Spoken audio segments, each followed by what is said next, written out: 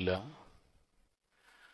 نحمده ونستعينه ونؤمن به ونتوكل عليه ونعوذ بالله من شرور أنفسنا ومن سيئات أعمالنا من يهده الله فلا مضل له ومن يضلل فلا هادي له ونشهد أن لا إله إلا الله وحده لا شريك له ونشهد أن محمدا عبده ورسوله أرسله بالهدى ودين الحق ليظهره على الدين كله ولو كره المشركون اللهم صل على محمد وعلى آل محمد كما صليت على إبراهيم وعلى آل إبراهيم إنك حميد مجيد اللهم بارك على محمد وعلى آل محمد كما باركت على إبراهيم وعلى آل إبراهيم إنك حميد مجيد أما بعد فإن أصدق الكلام كلام الله وخير الهدي هدي محمد صلى الله عليه وسلم وشر الأمور محدثاتها وكل بدعة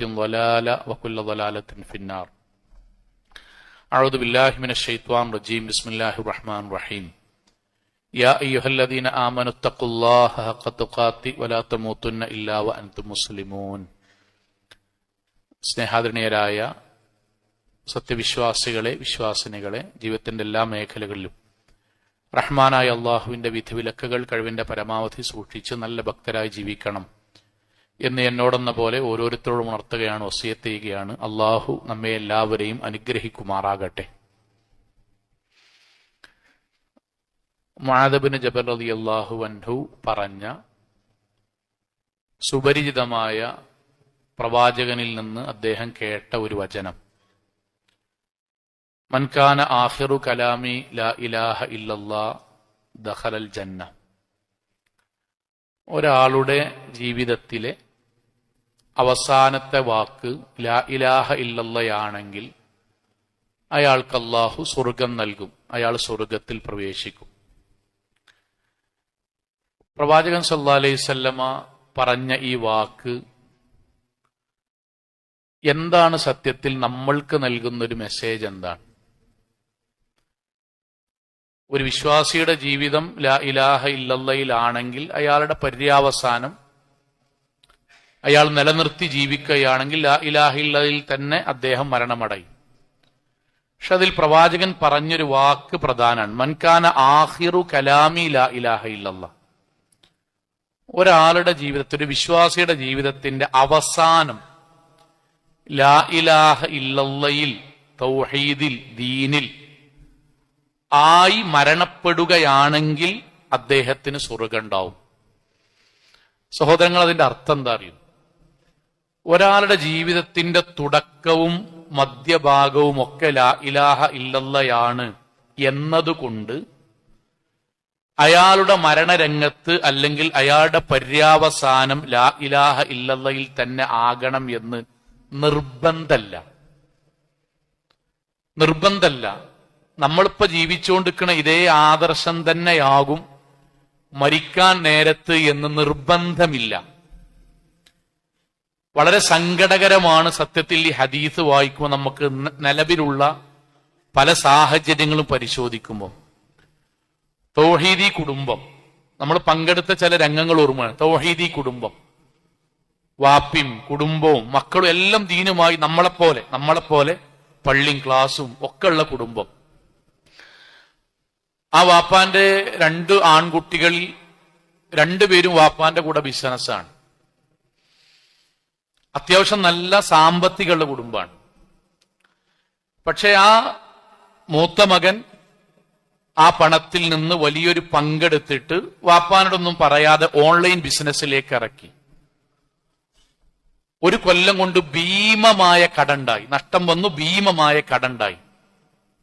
അദ്ദേഹം പതിയെ മിണ്ടാതെയായി, കുടുംബത്തിനോട് പറഞ്ഞില്ല. 2-3 മാസത്തിനുള്ളിൽ ഇശാ ജമാഅത്ത് കഴിഞ്ഞ് എല്ലാവരും ഒന്നിച്ച് ഭക്ഷണം കഴിക്കാൻ വേണ്ടി ഒരുമിച്ച് കുടുംബം, ഞാൻ ബാത്റൂമിൽ നിന്ന് വരാം എന്ന് പറഞ്ഞ് 15 മിനിറ്റായിട്ടും കാണാതിരുന്നപ്പോൾ കിടക്കണ റൂമിന്റെ മുകളിൽ, ആ റൂമിൽ വെച്ച് കയറെടുത്ത് കഴുത്തിൽ മുറുക്കി അദ്ദേഹം ആത്മഹത്യ ചെയ്തു. നമ്മൾ ആലോചിക്കേണ്ട എന്താ രസങ്ങളെ, തൗഹീദി കുടുംബാണ്. ലാ ഇലാഹ ഇല്ലല്ലയിലാണ് ജനിച്ചത്, ലാ ഇലാഹ ഇല്ലല്ലയിലാണ് വളർന്നത്, ലാ ഇലാഹ ഇല്ലല്ലയിലാണ് മരിക്കുന്നതിന്റെ ഒരു 2-3 മാസം വരെ ഉണ്ടായിനി. പക്ഷെ പിന്നീട് മരണരംഗം വ്യക്തിപരമല്ല കേട്ടോ, ആ വ്യക്തിയുമായി ബന്ധപ്പെട്ടല്ല. ലോകത്ത് ലാ ഇലാഹ ഇല്ലല്ലാ എന്ന ആദർശത്തിന് നേരെ വിപരീതമുള്ള ആശയത്തിൽ ആത്മഹത്യ ചെയ്തിട്ടാണ് അദ്ദേഹം ഈ ദുനിയാവെന്ന് പോയത്. പ്രവാചകൻ സല്ലല്ലാഹു അലൈഹി വസല്ലമയുടെ വാക്കെന്താ അറിയോ? ഏതെങ്കിലും ഒരാൾ ആത്മഹത്യ ചെയ്യുകയാണെങ്കിൽ ഫഹുവ ഫീ നാരി ജഹന്നം, സംശയത്തിനിടല്ലാതെ നബി പറയാണ് അയാൾ നരകത്തിൽ തന്നെയാണ്. കഴിഞ്ഞില്ല. യതറദ്ദാ ഫീഹി ഖാലിദൻ മുഖല്ലദൻ ഫീഹാ അബദ, കാലാകാലം നരകത്തിന്റെ അടിയിലേക്ക് അദ്ദേഹം വീണുകൊണ്ടേയിരിക്കുകയാണ്. ഈ ഹദീസിന്റെ തുടക്കത്തിൽ ഒരാൾ വിഷം കഴിച്ചിട്ടാണ് മരിക്കുന്നതെങ്കിൽ, കഴുത്തിൽ കയറിട്ടിട്ടാണ് മരിക്കുന്നതെങ്കിൽ, ഒരാൾ സ്വന്തം ജീവന് ഭീഷണിപ്പെടുത്തി അയാൾ സ്വന്തം ആത്മഹത്യ ചെയ്യുന്ന വ്യത്യസ്ത ഘട്ടങ്ങൾ പറഞ്ഞിട്ട് റസൂലുള്ളാഹി പറയാണ് അയാൾക്ക് നരകം ഉറപ്പാണ്. അയാൾ നരകത്തിന്റെ അടിത്തട്ടിയിലേക്ക് ഖാലിദൻ മുഖല്ലദയാണ്. നമ്മൾ ആലോചിക്കേണ്ടത്, തൗഹീദിലാണ് ജീവിച്ചു വളർന്നതൊക്കെ, പക്ഷേ മരിച്ചത് തൗഹീദിന്റെ ആദർശത്തിലല്ല. ഇത് 1-2 സംഭവങ്ങളല്ല. കഴിഞ്ഞൊരു 5 കൊല്ലം നമ്മുടെ കുടുംബങ്ങളിലൂടെ മാത്രം എടുത്ത് പരിശോധിച്ചു നോക്കൊണ്ടിരിക്കും. അനേകം സംഭവങ്ങൾ ഇതുപോലെ കാണാം. എത്രയോ മനസ്സിൽ ഓർമ്മ വരികയാണ്. മദ്രസയിൽ 5ാം ക്ലാസ്സിലും 7ാം ക്ലാസ്സിലും പൊതുപരീക്ഷയിൽ മദ്രസയിൽ തന്നെ മുഴുവൻ മികച്ച മാർക്ക് വാങ്ങി മദ്രസന്റെ മഹലിന്റെ ഒക്കെ അവാർഡ് കിട്ടിയ നല്ലൊരു പെൺകുട്ടി, നല്ല കുട്ടിയാണ്. ക്ലാസ്സിനുണ്ടാവും, പരിപാടിക്കൊക്കെ ഉണ്ടാവും, എല്ലാത്തിനും ഉണ്ടാവും. 10ാം ക്ലാസ് മുഴുവൻ A+ കിട്ടി, +2 കിട്ടി, എൻട്രൻസ് കിട്ടി. നല്ല അതിനൊക്കെ മഹലിന്റെ മുസ്ലിം പാർട്ടികളുടെ ഇതര പാർട്ടികളുടെ ഒക്കെ സമ്മാനങ്ങളും അവാർഡുകളും എല്ലാം വീട്ടിലുണ്ട്, ഒക്കെ ഉണ്ട്. അവസാനം ജോലിയുടെ ഭാഗമായി മെട്രോപൊളിറ്റൻ സിറ്റിയിലേക്കാണ് ജോലി ഇട്ടത്. നല്ല ശമ്പളമാണ്. അവിടെ എത്തി, ജോലി തുടങ്ങി. പുതിയ കൂട്ടുകെട്ടാണ്, പെൺകുട്ടിയാണ്, പുതിയ കൂട്ടുകെട്ടാണ്. സാഹചര്യം മാറി, മെല്ലെ രൂപം മാറി, കോലം മാറി, ദീന് മാറി. പള്ളിമെന്ന് വിട്ടു, നിസ്കാരത്തുമെന്ന് വിട്ടു, മഹല്ലോയിട്ട് വിട്ടു. എന്തിനാ അതിന്റെ ആവശ്യം എന്നുള്ളത് വന്നു. അങ്ങനെ ആണും പെണ്ണും ഇടകലർന്ന് സകല തോന്നിവാസത്തിലേക്കും തൗഹീദി കുടുംബത്തിലെ കുട്ടി എത്തി. അവസാനം 8 ആളുകൾ, 4 ആൺകുട്ടി 4 പെൺകുട്ടി, 2 കാറിലായി അവർ മാത്രമായി ഒരു സ്ഥലത്തേക്ക് യാത്ര പോയി. 3 ദിവസം 8 അപരിചിതരായ അല്ലെങ്കിൽ ഒന്നിച്ച് ജോലി ചെയ്ത അന്യ പുരുഷനും സ്ത്രീയും 2 റൂമുകളിലോ 3 റൂമുകളിലോ ആയി 2 കാറുകളിൽ 8 പേർ, 4 പെൺകുട്ടിയും 4 ആൺകുട്ടിയും ആസ്വദിച്ച് ആനന്ദിച്ച് തിരിച്ചു വരുന്നതിനിടയിൽ ആക്സിഡന്റ് പറ്റി 2 ആൾ മരിച്ചു. ഒന്നീ കുട്ടിയാണ്. മദ്രസയിൽ ലാ ഇലാഹ ഇല്ലല്ലയിൽ ജീവിച്ചതാണ്, വീട്ടിൽ ലാ ഇലാഹ ഇല്ലല്ലയിൽ ജീവിച്ചതാണ്, പഠിച്ചത് ലാ ഇലാഹ ഇല്ലല്ലയാണ്. മരിക്കണ സമയത്ത് എന്തിന് പടച്ചോൻ, എന്തിന് ദീൻ എന്ന് ഉമ്മയോടും ഉപ്പയോടും ചോദിച്ചുകൊണ്ട് ഈ ദുനിയാവെന്ന് വിട പറഞ്ഞപ്പോ ലാ ഇലാഹ ഇല്ലല്ലല്ല. ആയത്ത് നെഞ്ചിലേക്ക് വരാൻ സോളെ, ഹൃദയത്തിലേക്ക് അള്ളാന്റെ ആയത്ത് വരാൻ. ഇന്നല്ലദീന കഫറു, പടച്ചോനെ നിഷേധിച്ച് ജീവിച്ചവർ, വമാതു വഹും കുഫാർ, മരിക്കുന്ന സമയത്തും ഇതേ കുഫറിൽ തന്നെ മരിച്ച ആളുകൾ, ഉലൈക അലൈഹിം ലഅനത്തുല്ലാഹ്, അവർക്ക് അള്ളാന്റെ ശാപാൻ ഉണ്ടാകുക. കഴിഞ്ഞില്ല. വൽ മലായികത്തി വന്നാസി അജ്മഈൻ, മലക്കുകളുടെയും മുഴുവൻ മനുഷ്യരുടെയും ശാപമായിട്ടാണ് അവർ ഈ ദുനിയാവെന്ന് മരിച്ചു പോകേണ്ടി വരിക. ഇനി ആ പ്രവാചകന്റെ വാക്കൊന്ന് ആലോചിച്ച് നോക്കിൻ. മൻ കാന ആഖിറു കലാമി ലാ ഇലാഹ ഇല്ലല്ലാഹ്, ആരുടെ ജീവിതത്തിലാണോ അവസാനമായി അയാൾ ലാ ഇലാഹ ഇല്ലല്ലയിൽ ജീവിച്ച് അത് ഉച്ചരിച്ച് മരിക്കുന്നത്, അവനാണ് സ്വർഗ്ഗം ഉണ്ടാകുക. സഹോദരങ്ങളെ, ഇത് പറയാനുള്ളൊരു കാരണം എന്താ അറിയോ? നമ്മുടെ ജീവിതത്തിൽ നമ്മൾ എപ്പോഴെങ്കിലും നമ്മൾ ആലോചിക്കണോ, നമ്മളിപ്പോൾ ഈ പള്ളിയായിട്ട് ബന്ധമുണ്ടല്ലോ, മദ്രസയായിട്ട് ബന്ധമുണ്ടല്ലോ, ജുമായിട്ട് ബന്ധമുണ്ടല്ലോ, ദിക്റുകളും ദുആകളും ഉണ്ടല്ലോ. പടച്ചോനെ, മരിക്കുന്ന സമയത്തും ഇതേ ദീനിൽ തന്നെ മരിച്ചു പോകാൻ കഴിയുമോ? അല്ലെങ്കിൽ ശിർക്ക് ചെയ്തുകൊണ്ടോ, കുഫറിൽ എത്തിപ്പെട്ടതുകൊണ്ടോ, നിഫാഖിൽ എത്തിപ്പെട്ടതുകൊണ്ടോ, ഹറാമായ രീതിയിലോ എന്റെ ജീവിതത്തിന്റെ പര്യാവസാനം ഉണ്ടാകുമോ എന്ന് നമ്മൾ എപ്പോൾ മുതലാണോ ആലോചിച്ചു തുടങ്ങുന്നത്, അപ്പോൾ മുതലാണ് നമ്മൾ സഹാബാക്കളെ പോലെ ആകുക. എനിക്ക് ആനന്ദം അറിയോ? റസൂൽ സല്ലല്ലാഹു അലൈഹി വസല്ലം ഒരു വാക്കുണ്ട്, ഇന്നമൽ അഅ്മാലു ബിൽ ഖവാത്തിം. പടച്ചോൻ നമ്മുടെ പ്രവർത്തനങ്ങളിൽ പരിഗണിക്കുക നമ്മൾ അവസാന സമയത്ത് എന്തൊക്കെ ചെയ്തു എന്നതിനെ കൂടിയാണ് അള്ളാഹ് കൂടുതലായിട്ട് പരിഗണിക്കുക. അതിനർത്ഥം എന്താ സഹോദരൻ, ഇപ്പോഴൊന്നും ചെയ്യണ്ടെന്നല്ല, നമ്മൾ നിലനിർത്തിയാലേ അവസാനം വരെ ഉണ്ടാവുള്ളൂ. പക്ഷെ ഒരു കാര്യം ഉണ്ടാണ്, എന്താണെന്നറിയോ, നമ്മൾക്ക് ഇപ്പൊ പള്ളിയിലേക്കുള്ള ബന്ധല്ലേ, അതെപ്പോഴാ നിൽക്കേണ്ടി അറിയോ, ഖബറിൽ എത്തും വരെ ഉണ്ടാവണം. ഇപ്പത്തെ തക്കുവുണ്ടല്ലോ, യുവാക്കളെ, കുട്ടികളെ, ബാപ്പാരെ, ഉമ്മാരെ, അസുഖം ഉണ്ടാകുമ്പോഴും രോഗം ഉണ്ടാകുമ്പോഴും കച്ചവടത്തിൽ നഷ്ടമുണ്ടാകുമ്പോഴും നഷ്ടപ്പെടുത്തേണ്ടതല്ല തക്കുവ ഈമാനും.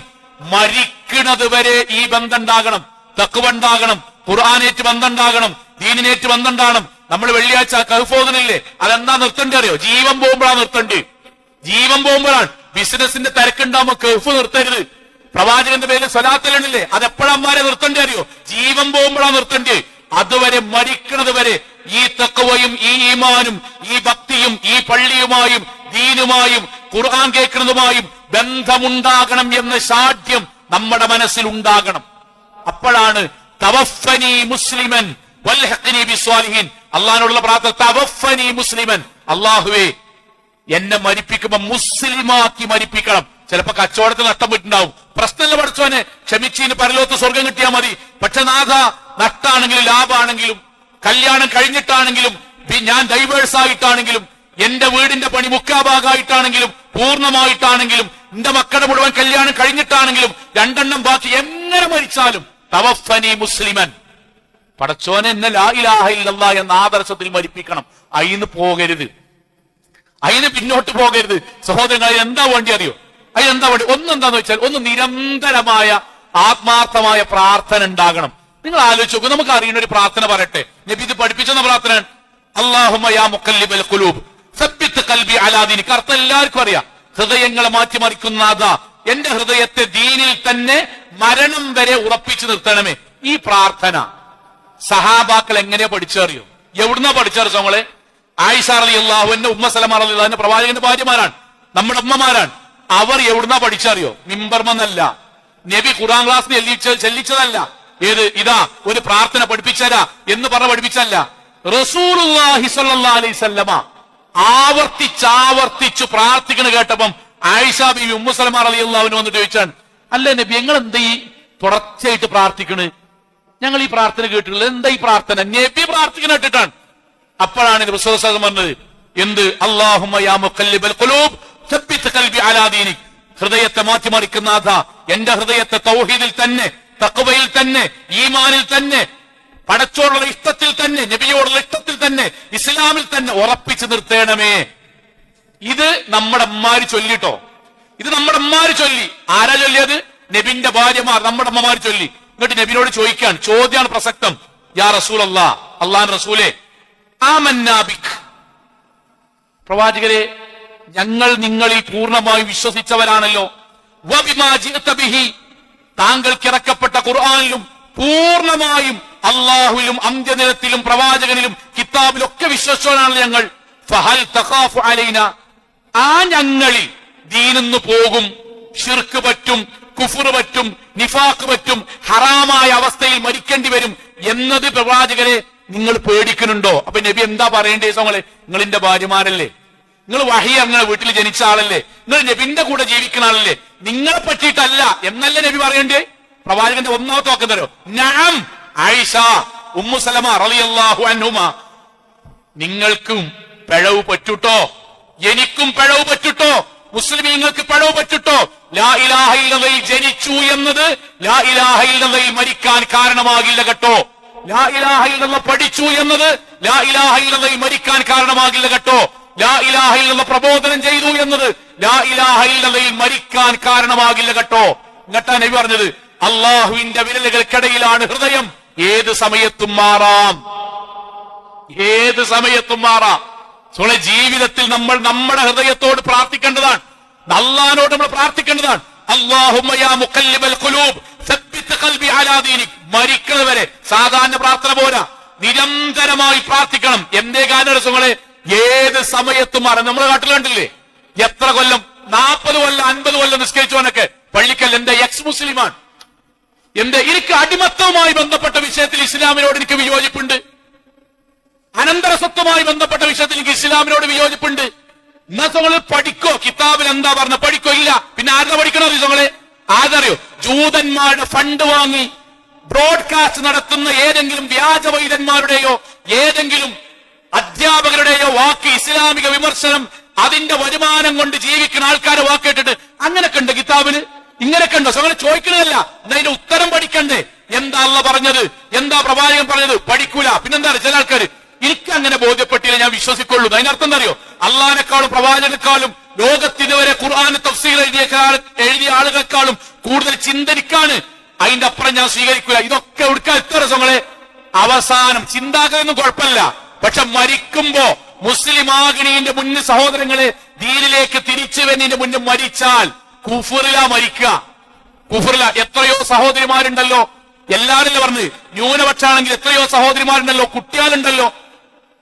മനസ്സിന്റെ ഉള്ളിൽ ഇസ്ലാമിക വിരോധവും എക്സ് മുസ്ലിം എന്ന് പുറത്തു പറഞ്ഞിട്ടെങ്കിലും ഉള്ളിനകത്ത് ഇസ്ലാം എന്ന് പറയുന്നത് ഞങ്ങളെ പെൺകുട്ടികളെ സംബന്ധിച്ചിടത്തോളം സ്ത്രീകളെ സംബന്ധിച്ചിടത്തോളം സ്വാതന്ത്ര്യമല്ല. എന്ത് ടൂർ പോകാൻ പറ്റൂലേ? ഇസ്ലാമിന് ടൂർ പോകാൻ പറ്റൂലേ? നല്ല വസ്ത്രം ധരിച്ചൂടെ? ഫോൺ വാങ്ങാൻ പറ്റൂലേ? കളിക്കാൻ പറ്റൂലേ? സോളെ കിടക്കാൻ പറ്റൂലേ? ഭക്ഷണം കഴിക്കാൻ പറ്റൂലേ? കല്യാണം കഴിക്കാൻ പറ്റൂലേ? പഠിക്കാൻ പറ്റൂലേ? പിന്നെ എന്താ സ്വാതന്ത്ര്യം എല്ലാവരാണ്? എന്താ അറിയോ? എന്താ അറിയോ?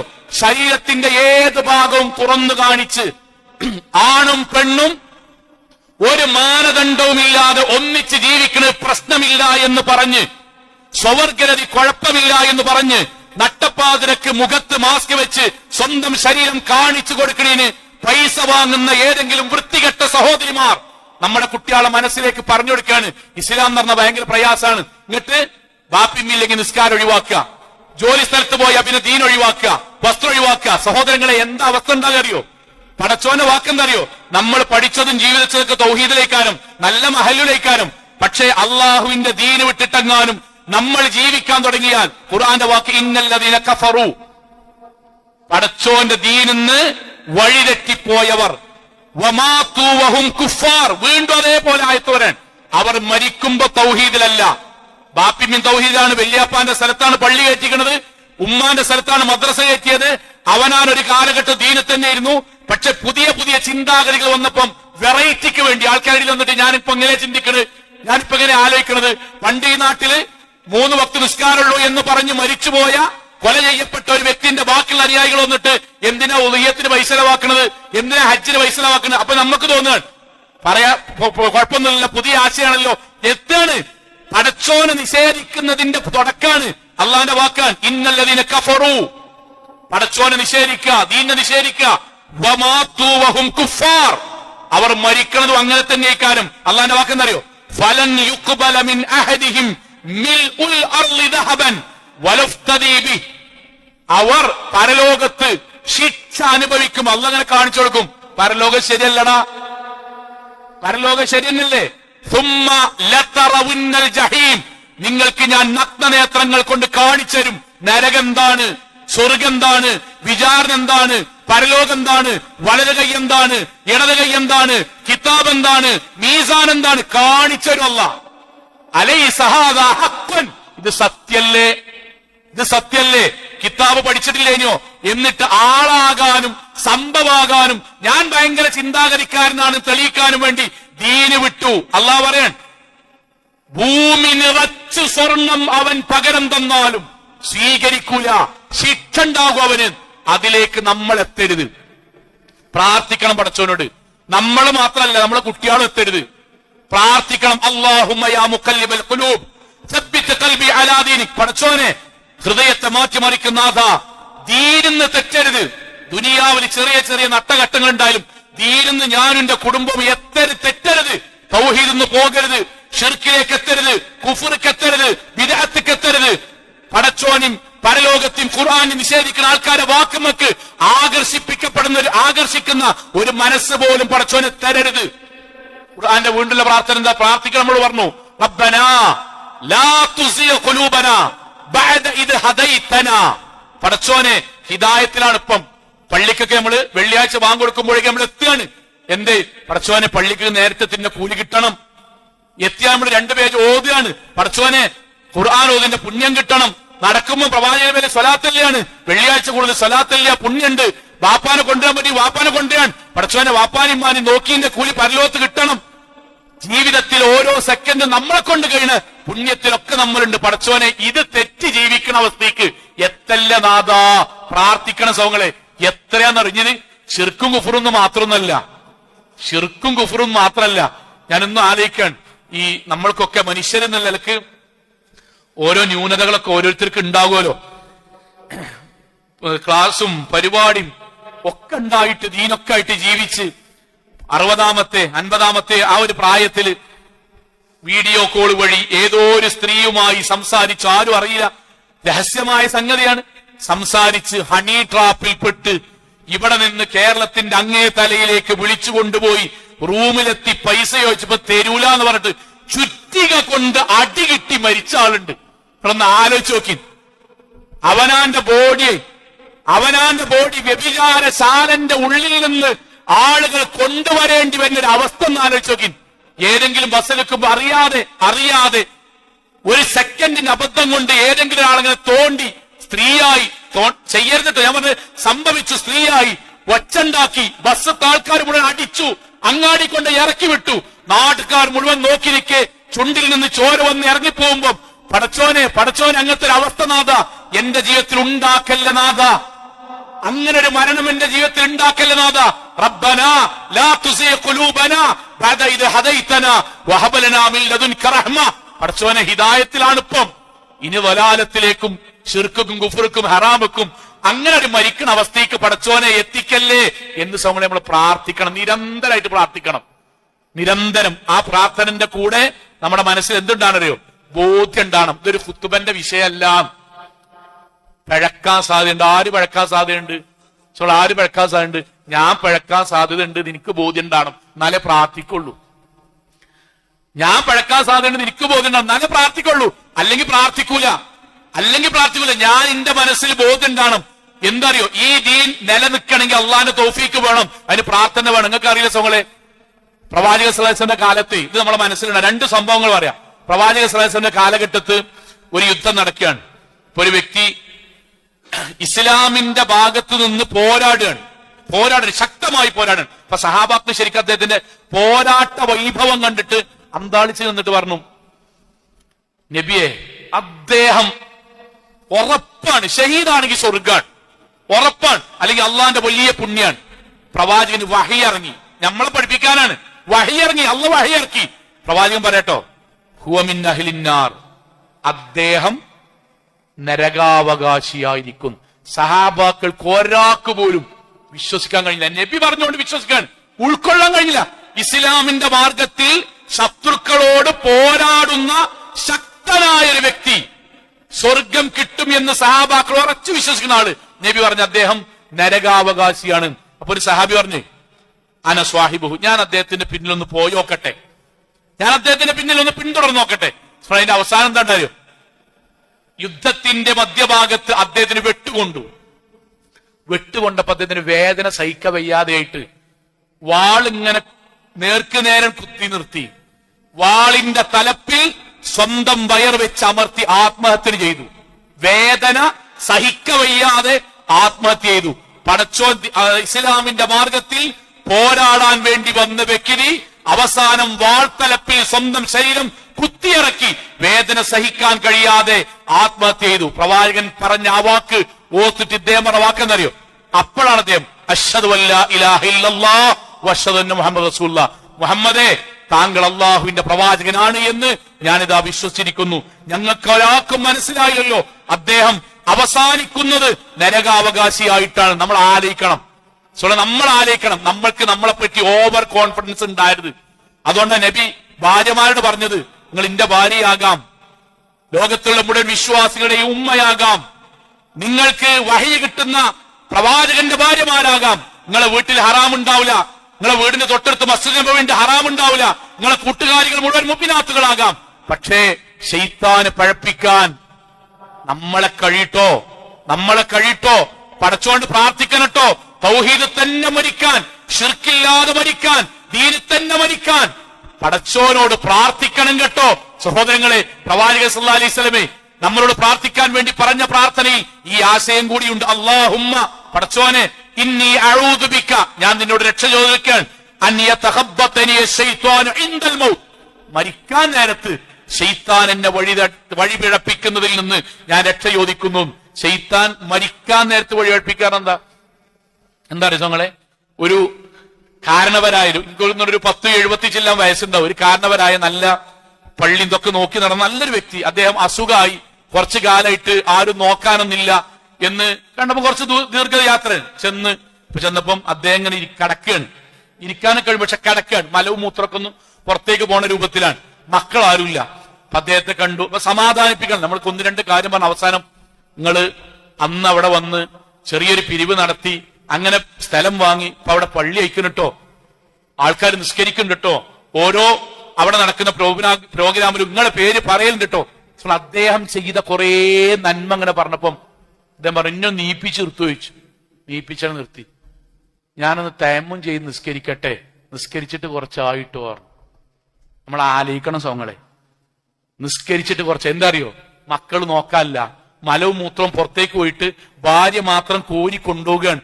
കടത്തം വന്നപ്പം അദ്ദേഹം പടച്ചോനോട് യുദ്ധം പ്രഖ്യാപിക്കാൻ. ഇതാണ് നബി പറഞ്ഞത്, പടച്ചോനെ 70 വയസ്സുണ്ടെങ്കിൽ 69 വരെ ഞാൻ ദീനില്.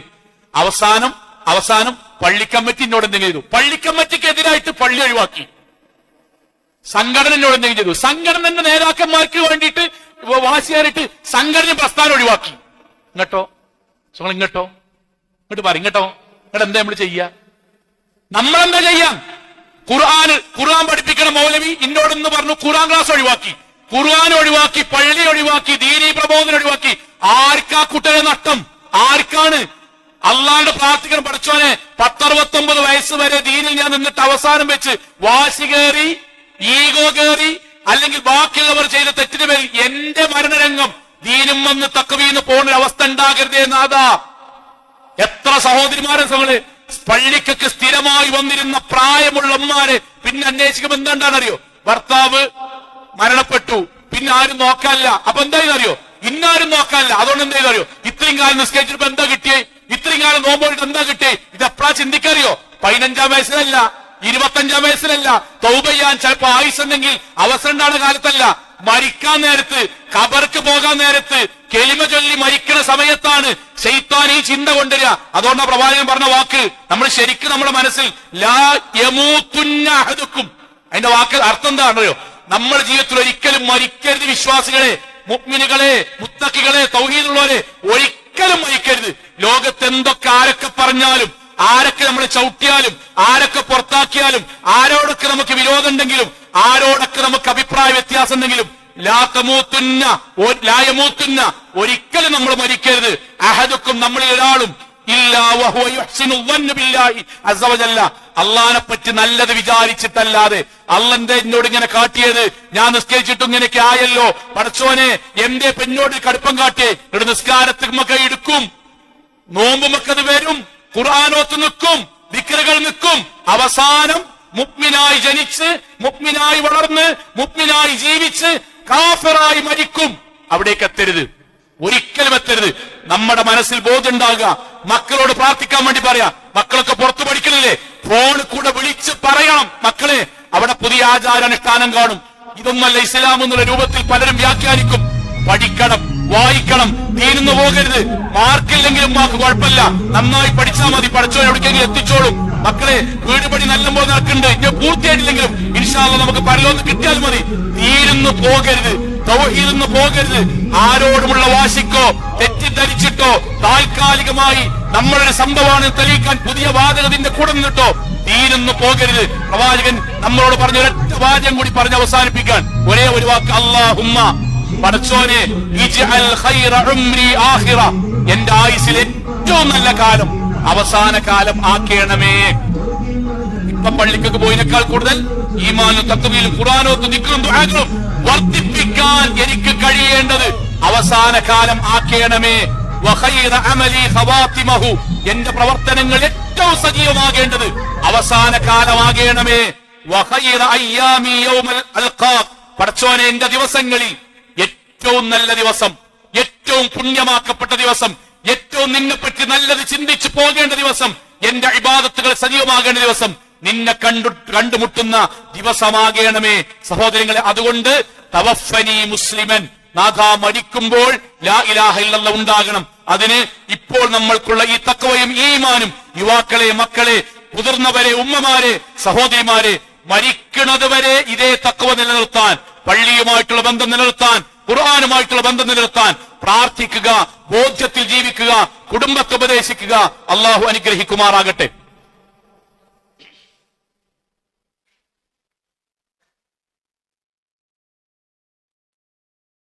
അൽഹംദുലില്ലാഹ് വസ്സലാത്തു വസ്സലാമു അലാ റസൂലില്ലാഹി വഅലാ ആലിഹി വസഹ്ബിഹി അജ്മഈൻ. അമ്മാ ബഅദ്. തഖ്വല്ലാഹി ഇബാദല്ലാഹ്. ഒരിക്കൽ കൂടി അള്ളാഹുവിനെ സൂക്ഷിച്ചുകൊണ്ട് ജീവിക്കണം എന്നോടെന്ന പോലെ ഓരോരുത്തരോടും ഉണർത്തുകയാണ്.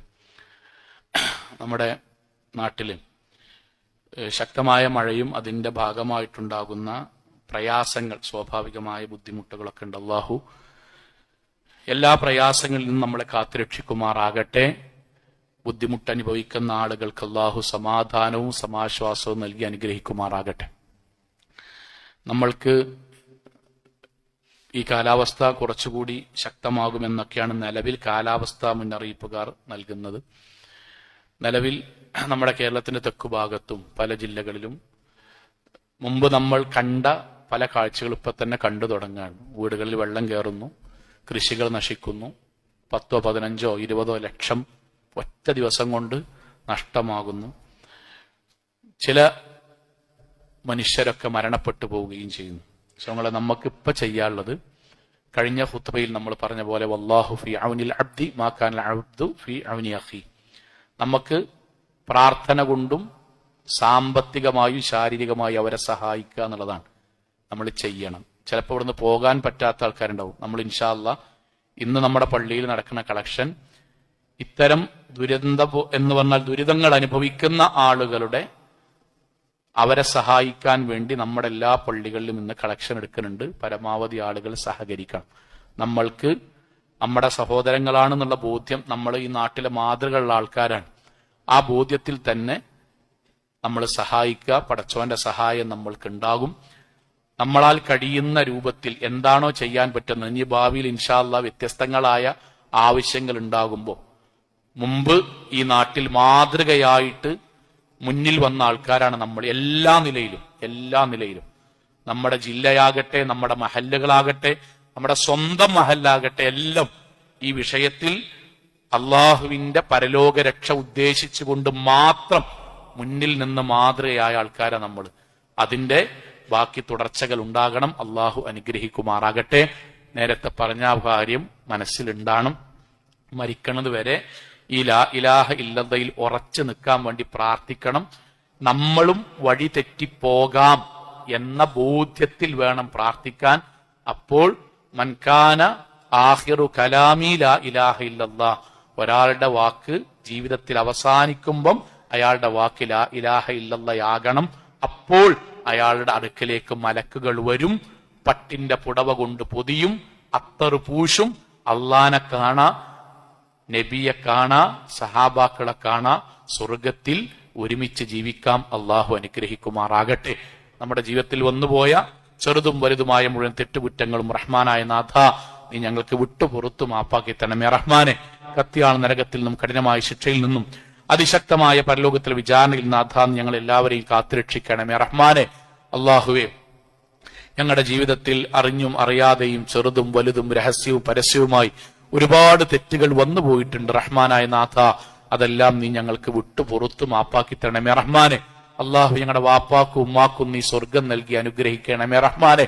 അള്ളാഹുവെ, ഞങ്ങളുടെ ജീവിതത്തിൽ വ്യത്യസ്തങ്ങളായ സമയങ്ങളിൽ ഞങ്ങളെ സഹായിച്ച ഒരുപാട് ആൾക്കാരുണ്ട് റഹ്മാനായ നാഥ. നീ അവർക്കെല്ലാം ഖൈറും ബർക്കത്തും നൽകി അനുഗ്രഹിക്കണമേ റഹ്മാനെ.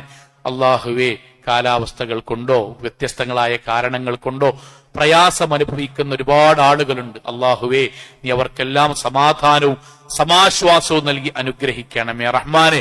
അള്ളാഹുവേ, ഗൾഫ് നാടുകളിൽ ഞങ്ങൾക്ക് വേണ്ടി കഠിനാധ്വാനം ചെയ്യുന്ന ഞങ്ങളുടെ ബന്ധുമിത്രാദികൾക്ക് സമാധാനവുമുള്ള ഒരു ജീവിതം നൽകി അനുഗ്രഹിക്കണമേ റഹ്മാനെ. അള്ളാഹുവേ, ഞങ്ങളുടെ വരുമാനങ്ങളിൽ ഹലാലായ വർധനവും അതിൽ ബർക്കത്തും നൽകി അനുഗ്രഹിക്കണമേ റഹ്മാനെ. അള്ളാഹുവേ, ലോകത്തെവിടെ വെച്ച് എങ്ങനെ മരണപ്പെടുകയാണെങ്കിലും ശിർക്കില്ലാതെ, ബിദ്അത്തില്ലാതെ, ഖുറാഫാത്തില്ലാതെ മുത്തഖിയായി, മുഅ്മിനായി, തൗഹീദുള്ളവരായി, ലാ ഇലാഹ ഇല്ലല്ലയുള്ളവരായി ജീവിച്ച് മരണപ്പെട്ടു പോകാൻ നാഥാ നീ ഞങ്ങൾക്ക് തൗഫീഖ് നൽകണമേ റഹ്മാനെ. اللهم اغفر للمؤمنين والمؤمنات والمسلمين والمسلمات الأحياء منهم والأموات إنك مجيب الدعوات يا قاضي الحاجات. اللهم أجرنا من النار، اللهم أجرنا من النار، اللهم أجرنا من النار. ربنا آتنا في الدنيا حسنة وفي